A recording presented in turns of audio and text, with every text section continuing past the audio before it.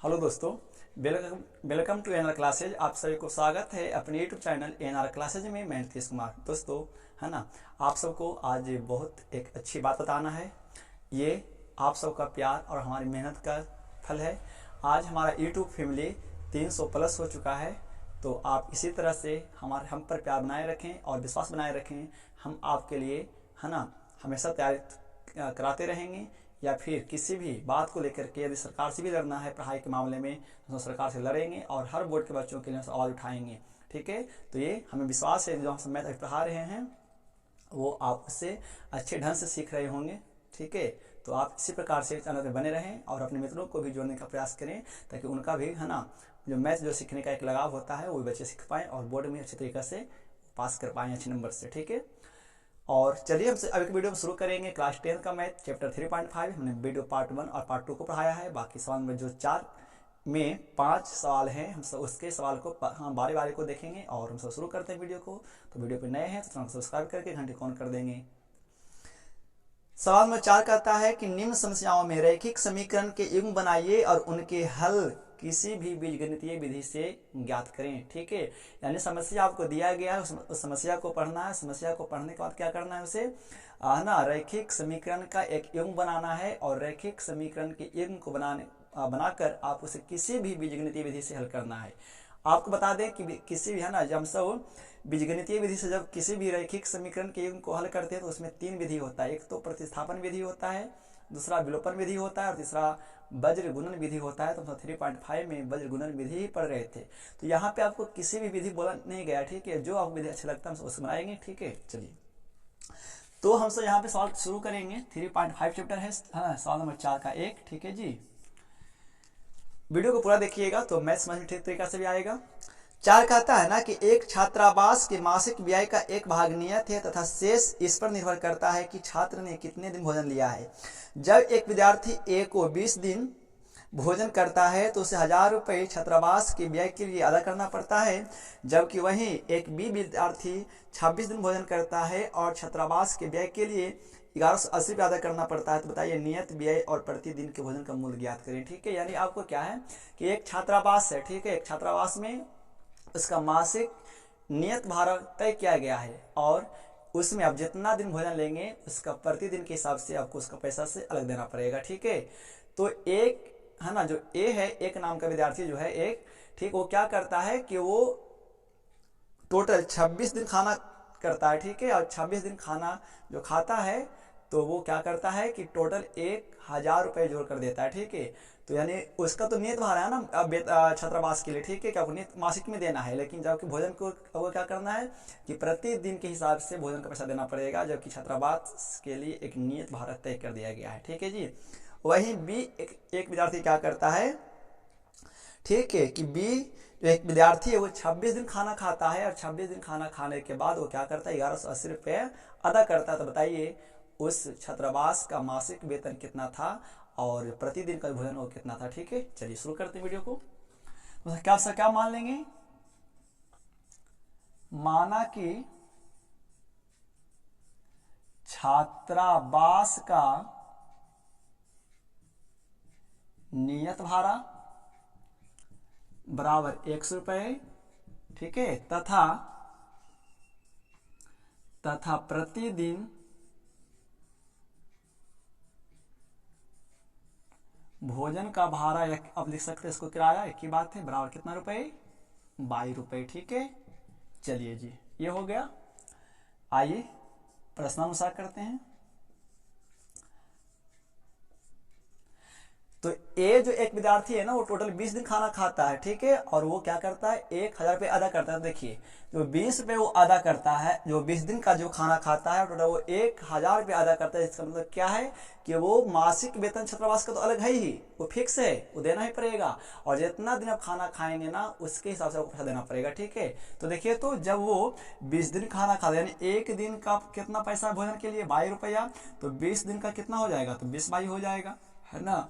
तो वो तो रहा और खाना खाया उसका टोटल जोड़ को कितना दिया 1000 रुपये। तो जितना दिन रहा तो मासिक वेतन लगेगा। तो मासिक वेतन का कितना पैसा है जी, 100 रुपया है, तो कितना हो जाएगा x प्लस, और जितना दिन खाना खाया उसका उतना प्रतिदिन के हिसाब से, तो खाना खाया 20 दिन, तो कितना बाई हो जाएगा, 20 बाई हो जाएगा, बराबर हो गया कितना दिया टोटल, 11 है ना, 1000 रुपये दिया है, सेकंड 1। ठीक है, आइए पुनः प्रश्नानुसार, पुनः प्रश्न से जो आएंगे, तो जो बी नाम की एक जो विद्यार्थी है वो क्या करता है, टोटल 26 दिन खाना खाता है और वो टोटल 1180 रुपये देता है। ठीक है, तो 26 दिन वो खाना खाता है तो क्या हो जाएगा, उसके तो भाड़ा लगेगा 100 रुपये, मासिक छात्रावास का मासिक वेतन है, और 26 दिन का तो 26 बाई हो जाएगा, और वो टोटल क्या करता है, 1180 रुपया देता है।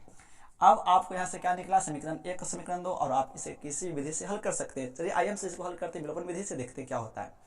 हम सब जैसा कि विलोपन विधि में क्या जानते हैं कि जब समीकरण का चिन्ह एक समान रहता है तो समीकरण को घटाते हैं और उसका चिन्ह बदलता है। ठीक है, और जब चिन्ह अलग अलग रहता है तो उसको जोड़ते हैं और जोड़ने के बावजूद में चिन्ह बदलता है। तो यहाँ पे क्या है, समीकरण 1 भी प्लस में और 2 भी प्लस में है, तो क्या होगा, समीकरण 1 में से 2 घटेगा या 2 में से 1 घटेगा। अच्छा क्या होता है कि जो समीकरण बड़ा है ना और जो छोटा है, तो हमको क्या करना है, यहाँ पे बड़ा से छोटा में घटाना है। ठीक है, तो क्या लिखेंगे, लिखेंगे क्या, समीकरण 2 माइनस 1 को क्या करने पर, घटाने पर। ठीक है जी, घटाने पर। तो 2 कितना है बाबू, तो समीकरण 2 आपका है, तो समीकरण 2 कितना है, समीकरण 2 है x प्लस 26 बाई बराबर 1180, और 2 कितना है, तो x प्लस 20 बाई बराबर 1000। ठीक है, घटता तो चिन्ह बदलता है, तो x प्लस में हो जाएगा माइनस में, ये 20 बाई प्लस में हो जाएगा माइनस में, प्लस में हो जाएगा माइनस में, प्लस माइनस खत्म हो जाएगा। 26 बाई में से यदि 20 बाई घटता तो क्या बचेगा आपका, 6 बाई बचेगा, और बराबर 1180 में से जो होगा माइनस कितना, तो बचेगा आपका 180, कट देंगे तो कितना हो जाएगा 30, यानी बाई का मान कितना आ गया आपको निकल कर 30 आएगा। ठीक है, आप क्या करिए कि बाई का मान या 1 या 2 में रखेंगे तो आपको निकल कर आएगा x का मान, तो क्या करेंगे यहाँ पे बाई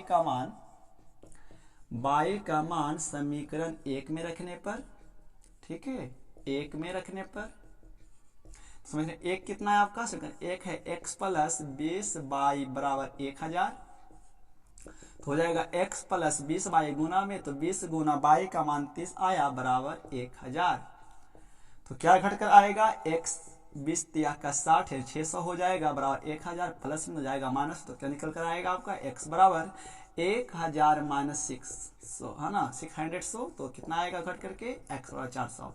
यानी कहने का मतलब क्या है कि जो उस छात्रावास का जो नियत भाड़ा था वो कितना था, 400 रुपये है ना मासिक वेतन, और प्रतिदिन का जो खाना खाने का जो भाड़ा था वो कितना था, 30 रुपये। ठीक है, तो आप इसको इस प्रकार से हल कर सकते हैं। हमें उम्मीद है कि वीडियो समझ में आया होगा, तो आप इसका स्क्रीनशॉट लीजिए, सवाल आगे की ओर बढ़ते हैं।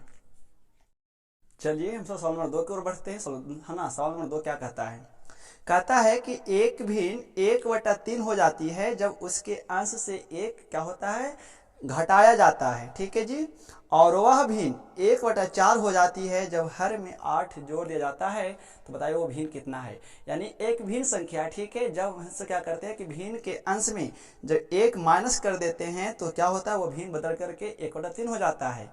बात फिर क्या कहता है कि वही भिन्न में जब हम उसके हर में 8 जोड़ते हैं, है ना, तो भिन्न क्या होता है, 1/4 हो जाता है। तो आपको क्या बताना है वो भिन्न कितना है। ठीक है, पहली बात, हमने बहुत सारे सवाल आपको पढ़ा चुके हैं भिन्न में, 3.3 में, 4 में। ठीक है, तो भिन्न का मतलब क्या होता है कि जो संख्या बड़ा रूप में लिखा हुआ होता है उसको भिन्न संख्या कहते हैं। ठीक है, और भिन्न में 2 चीज होता है, एक अंश होता है, एक हर होता है। ठीक है जी, तो आइए प्रमाण लेते हैं अंश और हर। जब आपको अंश और हर ज्ञात हो जाएगा तो आपको वो भिन्न संख्या भी ज्ञात हो जाएगा। ठीक है, तो यहाँ से क्या किया, देखिए मान लीजिए क्या कि माना कि अंश बराबर x तथा हर बराबर y, तो आपका भिन्न क्या हो जाएगा, तो भिन्न क्या हो जाएगा x/y। ठीक है, अब यहाँ क्या होता है कि भिन्न के अंश में ना जब 1 करते हैं माइनस, तो ये जो पूरा भिन्न x/y के रूप में है, ये भिन्न बदल कर वो क्या हो जाता है, 1/3 हो जाती है। ठीक है, तो लिखना पड़ेगा क्या, देखिए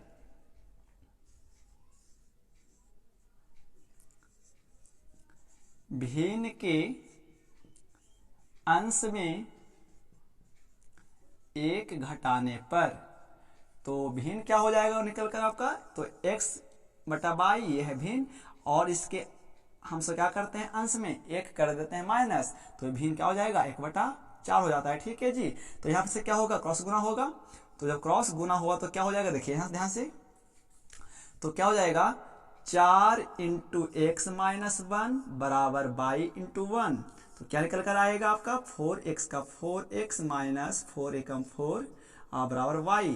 ठीक है, तो y इधर आएगा तो क्या निकल कर आएगा, समीकरण बनाना है तो 4x और y इधर प्लस में आएगा तो हो जाएगा माइनस में बराबर 4 इधर माइनस में जाएगा हो जाएगा प्लस में। तो यहाँ से क्या निकल कर आया समीकरण 1। ठीक है, फिर आइए पुनः प्रश्नानुसार। फिर प्रश्न क्या कहता है, पुनः प्रश्नानुसार। ठीक है जी, फिर प्रश्न क्या कहता है कि यदि ये इसी भिन्न के जो हर से क्या करते हैं 8 जोड़ देते हैं तो ये भिन्न क्या हो जाता है 1/4 हो जाता है। ठीक है, तो देखिए क्या लिखना पड़ेगा आपको लिखना है यहाँ पे क्या। ठीक है, तो यहाँ लिख देते हैं,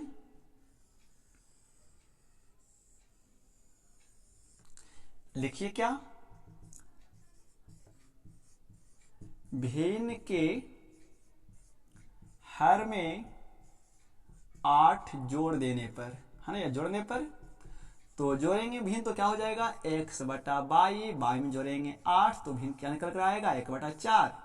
तो क्या होगा, क्रॉस गुना होगा यहाँ पर, तो 4 गुना x तो 4x हो जाएगा और बाई प्लस 8 तो क्या हो जाएगा बाई प्लस 8 एकम 1, इतना ही रह जाएगा अपना अपना जाते में। तो ये आएगा तो हो जाएगा इधर, है ना, माइनस में माइनस बाई हो जाएगा बराबर क्या हो जाएगा आपका 8 समीकरण 2।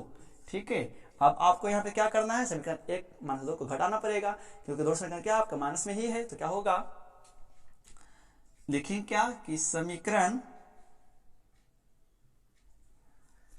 ओहो ये सॉरी ये भिन्न क्या होते हैं ना कि भिन्न 1/3 हो जाता है ना, तो ऐसे गुना तो 3 से ना होगा आपका। ठीक है जी, तो 3x, तो 3x। ठीक है जी, ये हो गया निकल कर आया है आपका, तो 3x कम 3 हो जाएगा यहाँ पे और ये भी क्या हो जाएगा आपका 3 हो जाएगा, है ना।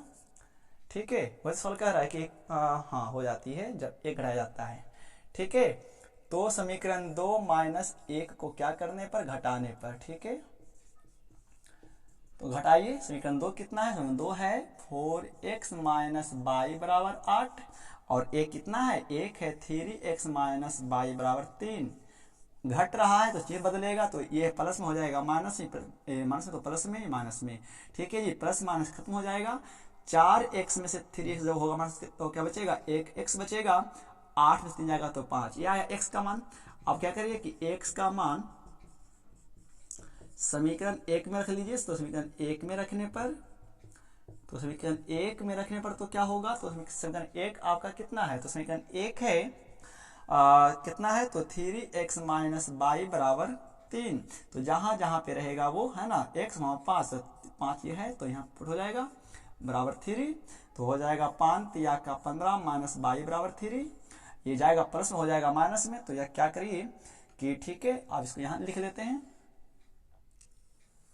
तो हो जाएगा क्या जी माइनस बाई बराबर 3 तो है, प्लस जाएगा माइनस हो जाएगा, तो हो जाएगा माइनस बाई बराबर घट के कितना माइनस 12, माइनस माइनस खत्म तो बाई का मान कितना आएगा 12।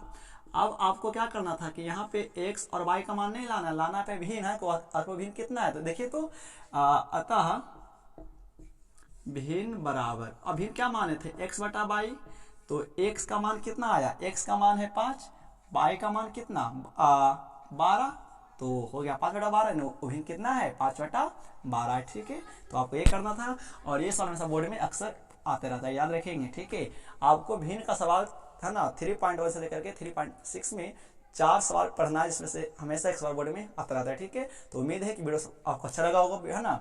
चलिए तो सवाल नंबर 3 की ओर बढ़ते हैं, आप इसका स्क्रीनशॉट लीजिए। ठीक है, चलिए हम तो सवाल नंबर, है ना, अभी तक हमने सवाल नंबर 4 का 2 देखा, आइए हम सवाल नंबर 4 का 3 देखते हैं। सवाल नंबर 4 का 3 क्या कहता है, कहता है ना कि यश ने एक टेस्ट में 40 अंक प्राप्त किया। ठीक है, यानी यश नाम का लड़का एक टेस्ट दिया है जिसमें से उसको 40 अंक मिला है, जबकि है ना प्रत्येक सही उत्तर पे 3 अंक मिला है और जितना भी शुद्ध सवाल गलत था उस पर उसका 1 अंक काट लिया गया। ठीक है जी, अच्छा यदि उसे सही उत्तर पर, फिर क्या कहता है, पहले तो क्या क्या कि यश को एक टेस्ट में 40 अंक मिला है, लेकिन उसको प्रत्येक सही प्रश्न पे, है ना, 3 अंक मिले थे और जितना भी सवाल गलत हुआ था, है ना, अशुद्ध सवाल पे उसको प्रत्येक सवाल पे 1 नंबर काट लिया गया था। इस प्रकार से कट कर टोटल कितना आया 40 नंबर आया टेस्ट में। जबकि फिर क्या कहता है,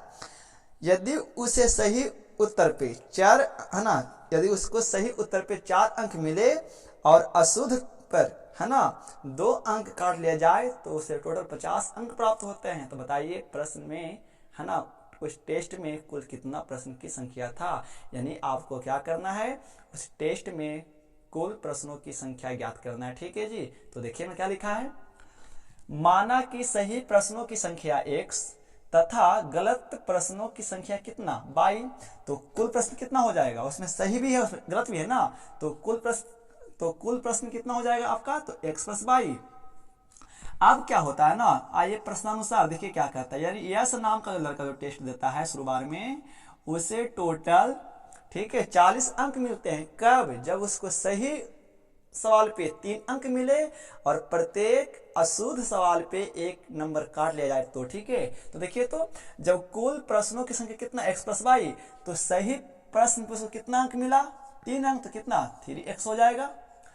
और प्रत्येक प्रश्न, गलत प्रश्न पे 1 नंबर काटा गया तो कितना y, 1y ना, तो कितना हो जाएगा, 1 गुना y कितना, तो 1y रह जाएगा। और उसे टोटल कितना मिलता है, उसे टोटल, ठीक है, 40 अंक मिलते हैं। ये आपका हो गया क्या, समीकरण 1। ठीक है जी, ये आपका क्या हो गया, समीकरण यहां से 1 होता है। ओ कटता है ना, तो जब कटेगा तो घटेगा। ये तो सही अंक मिला, सही अंक में प्रत्येक अंक कटता है तो कितना, तो घटेगा आपका, है ना। तो ये क्या हो जाएगा, बाई, है ना, और 40। ठीक है जी। पुनः आए प्रश्नानुसार, पुनः प्रश्नानुसार फिर वो टेस्ट देता है। तो क्या होता है कि अबरी उसको ना सही सवाल पे उसको 4 अंक मिलते हैं, तो कितना, 4 गुना x, तो 4x। और प्रत्येक गलत सवाल पे अब इसको 2 नंबर कटता है, तो कटने का नंबर घटेगा ना, तो यहाँ इसीलिए आपका यहाँ समीकरण क्या हो जाएगा, घटेगा, तो कितना y, 2y। और पूरा उसको टोटल कितना, 50 अंक प्राप्त होते हैं। ठीक है, आप इसको 2 ना माने, क्या करें कि यहाँ पे 2 का कर लीजिए कॉमन, तो कितना, 2 को जब कॉमन करेंगे तो क्या हो जाएगा आपका यहाँ पे 2 गुना x, तो 2x और माइनस कितना y, है ना, तो y बचेगा बराबर 50। ये खत्म हो गया, 25 दूनी 50, क्या निकल कर आया आपका, 2x माइनस y बराबर 25, समीकरण 2। और हम इसे भी क्या करेंगे, यहाँ पे विलोपन विधि से ही बनाएंगे। ठीक है, क्योंकि सवाल ही कहा गया कि आप किसी भी बीजगणितीय विधि से इसको बना सकते हैं। चलिए, तो समीकरण 1 बड़ा है, दोनों माइनस में है, तो क्या होगा, समीकरण 1 माइनस 2 को घटाने पर, तो घटाने पर तो घटाइए, इसको यहां कर देते हैं, तो क्या घटकर आएगा, तो घटकर क्या आएगा, 3x माइनस वाई बराबर 40, और 2 कितना है, तो 2 है, 2x माइनस वाई बराबर 25।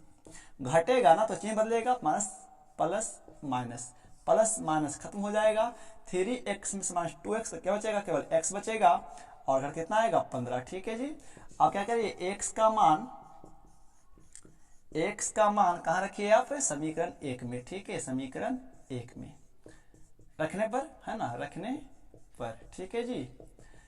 तो समीकरण 1 कितना है आपका, तो समीकरण 1 है 3x माइनस वाई बराबर 40, तो जहां जहां पे x वहां पे समीकरण पुट करेंगे 15, तो 3 गुना x का मान 15 माइनस वाई बराबर 40, 15 तिया के 45 माइनस वाई बराबर 40 जाएगा, प्लस में हो जाएगा माइनस में, माइनस वाई बराबर क्या बचेगा, 40 माइनस 45, तो घट कर क्या आएंगे बाबू आपका, माइनस वाई बराबर कितना, माइनस 5, माइनस माइनस खत्म। ठीक है, यानी उसको, ठीक है, कुल प्रश्नों की संख्या कितना था, सही प्रश्न की संख्या 15 और टोटल गलत प्रश्न की संख्या कितना था, 5। लेकिन आपको क्या करना है, उस टेस्ट में कितना सवाल था आपको ये लाना है। ठीक है, यहां कर देते हैं, इसीलिए कुल प्रश्नों की संख्या, तो कुल प्रश्नों की संख्या कितना हो जाएगा, तो कितना, x प्लस वाई ना, x प्लस वाई, तो यानी क्या हो जाएगा, x का मान 15 प्लस y का मान 5 यानी